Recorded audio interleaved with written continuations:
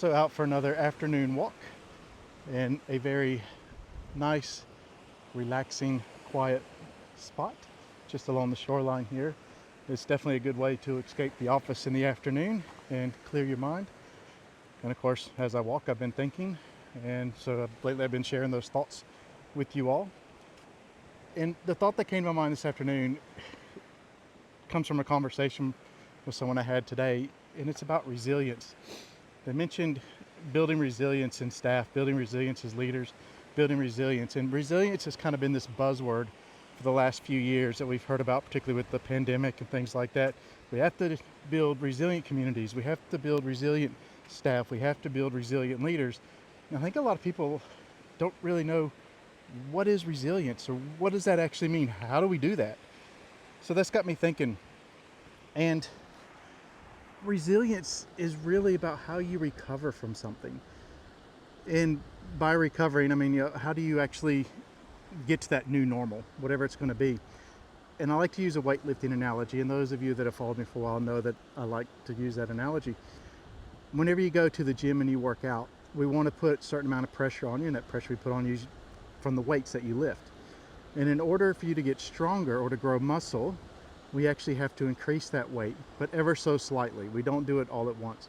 And the right amount of pressure over the right amount of time actually makes you stronger.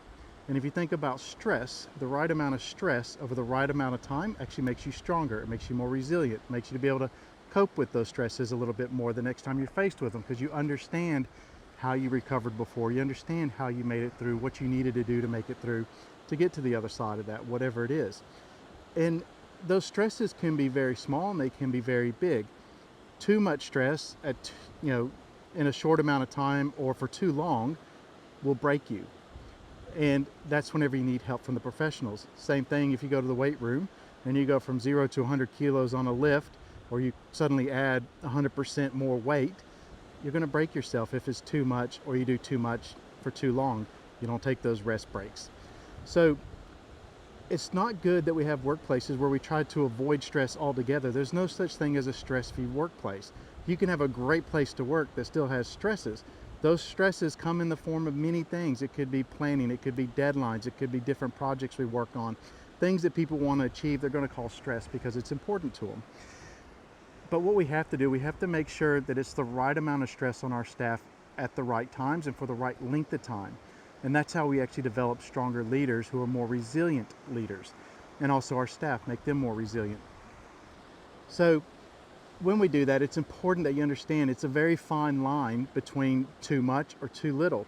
And we have to find that middle ground so that they are being developed and that they are learning how to deal with stress and that they are getting more resilient, so able to recover better. And they understand next time, whenever that same stress hits them, it actually isn't that bad, or it's not as bad. And they go, wow. But it's one of those things too, in the weight room, sometimes a year later, I used to track all my workouts, and I'd look back and go, wow, look at how far I've come in this year. It's hard to do that sometimes in the workplace when you go, look, you were under all these stresses throughout the year, but you still got the job done and you were successful. And the next time you face that, it's going to be that much easier because you know how to deal with it, you know how to get through. So taking all the stress away from our staff isn't necessarily the best way to build resiliency, because you're not going to. If you're never stressed, you never get stronger.